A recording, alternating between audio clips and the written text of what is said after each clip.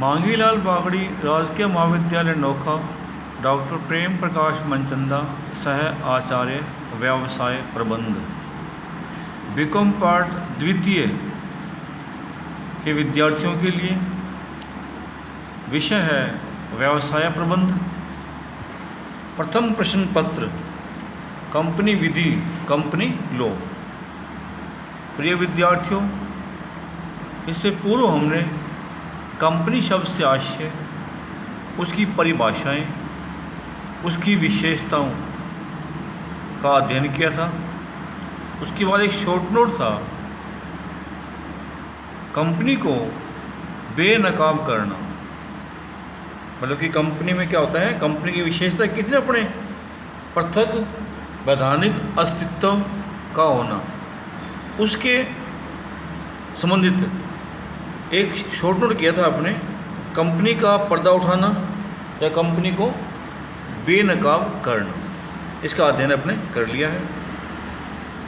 विद्यार्थियों, आज अपने अध्ययन करेंगे कंपनी और साझेदारी में अंतर, difference between A company and partnership. तो कंपनी का अर्थ मैंने आपको पूर्व में ही बतला दिया था। मैंने आपको बतलाया था कंपनी शब्द से आशय, एक सामान्य अर्थ है ये वाला। कंपनी शब्द से आशय व्यक्तियों के एक समुदाय से लगाया जाता है जो किसी उद्देश्यों की प्राप्ति के लिए कार्य करता है।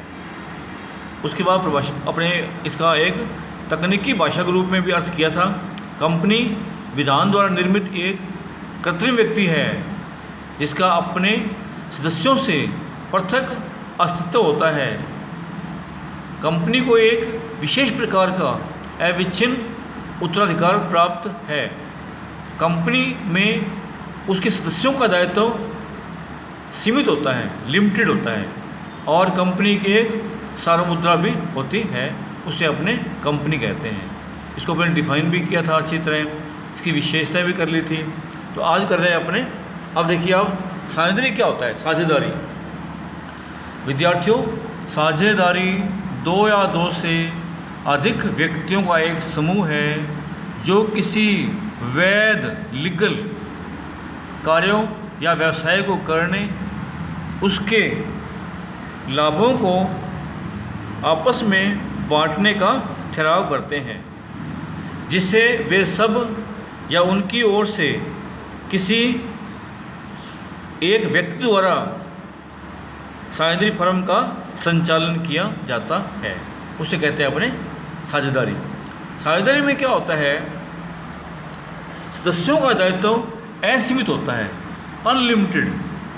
मतलब साझेदारी की फर्म की हानि किसकी होगी, सभी साझेदारों की होती है। साझेदारी फर्म जो भी कार्य करती है, उस प्रत्येक कार्य के लिए सभी साझेदार व्यक्तिगत रूप से उत्तरदायी होते हैं। मतलब उसका दायित्व क्या हुआ, असीमित होता है। जबकि कंपनी में क्या होता है, सदस्यों का दायित्व सीमित होता है। कहाँ तक, उनके द्वारा क्रय किए गए अंशों के अंकित मूल्य तक। फिर देखिए आप, साझेदारी में सभी साझेदार या उनकी ओर से कोई एक व्यक्ति क्या है, साझेदारी फर्म का प्रबंध व संचालन करता है। सभी कर सकते हैं, या उनकी ओर से एक व्यक्ति भी क्या है, साझेदारी फर्म का संचालन कर सकता है। जबकि कंपनी में क्या होता है, कंपनी में कंपनी का प्रबंध लोकतंत्र या प्रजातंत्र की भांति होता है। ठीक है। कंपनी में, साझेदारी में क्या होता है, देखिए, साझेदारी फर्म में जो भी लाभ होता है, हानि होती है, उसे सभी साझेदार आपस में बांटते हैं।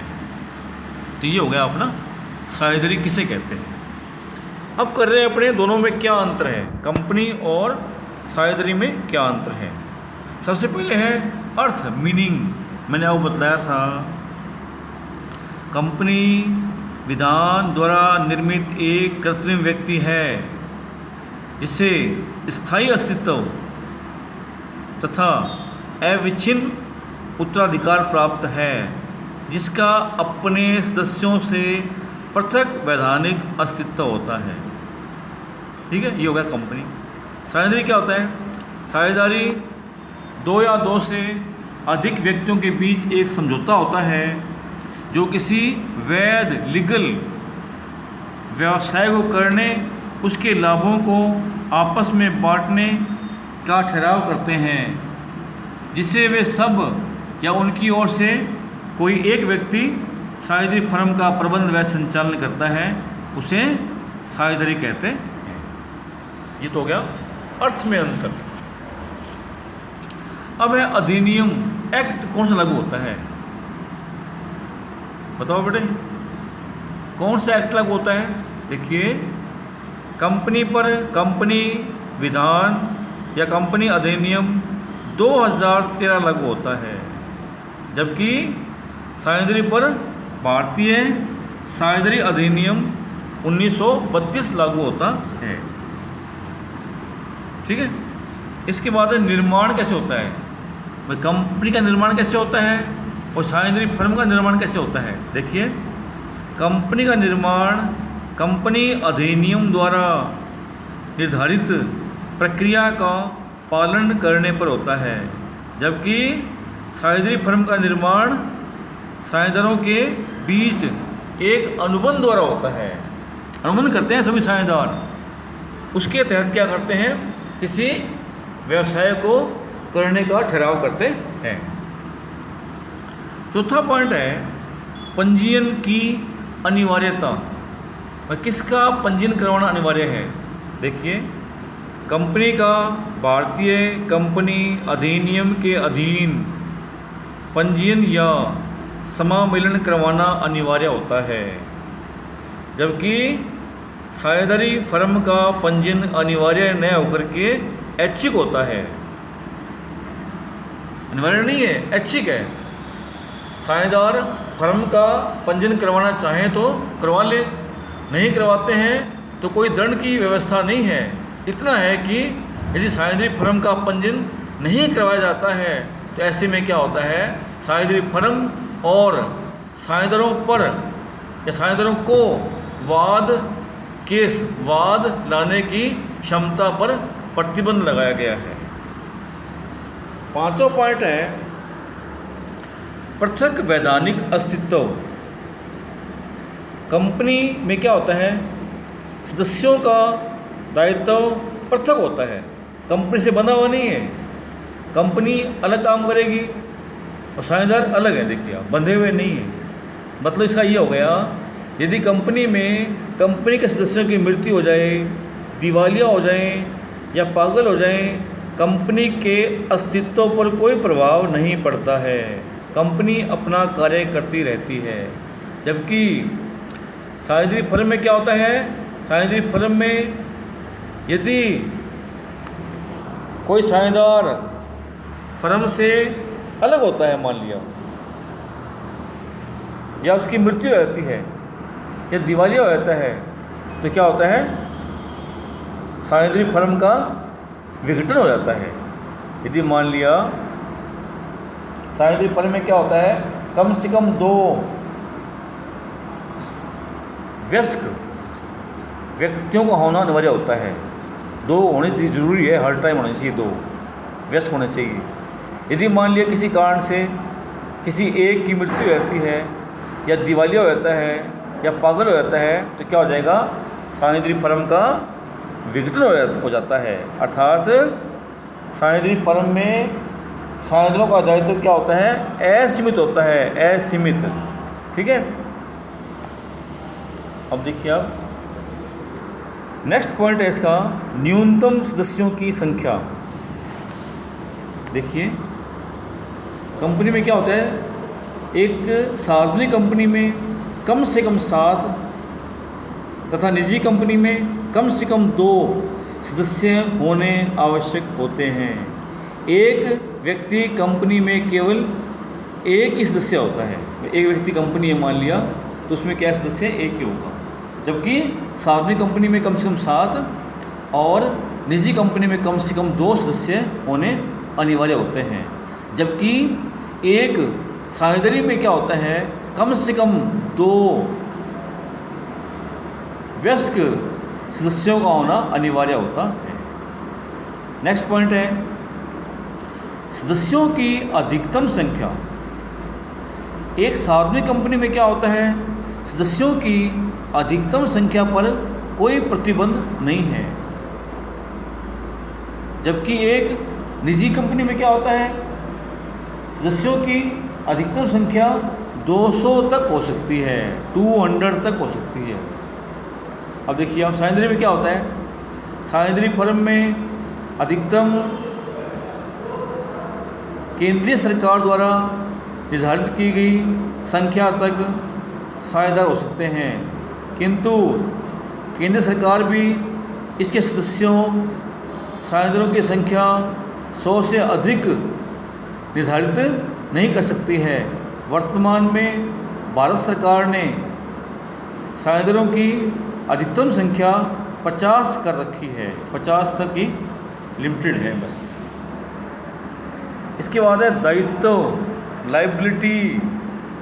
देखिए कंपनी में क्या होता है, अंशों द्वारा सीमित कंपनी के सदस्यों का दायित्व उनके द्वारा क्रय किए गए अंशों के अंकित मूल्य तक सीमित रहता है। जबकि साझेदारी में क्या होता है, साझेदारी में सभी साझेदारों अर्थात सदस्यों का दायित्व असीमित होता है, असीमित।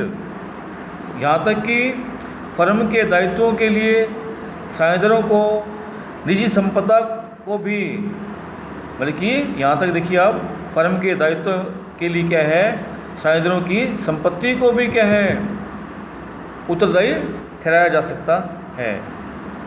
ठीक है। इसके बाद है प्रबंध।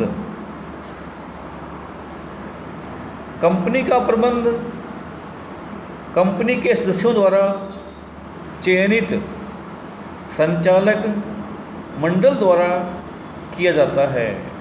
जबकि साझेदारी में क्या होता है, साझेदारी फर्म का प्रबंध व संचालन सभी साझेदारों द्वारा या उनकी ओर से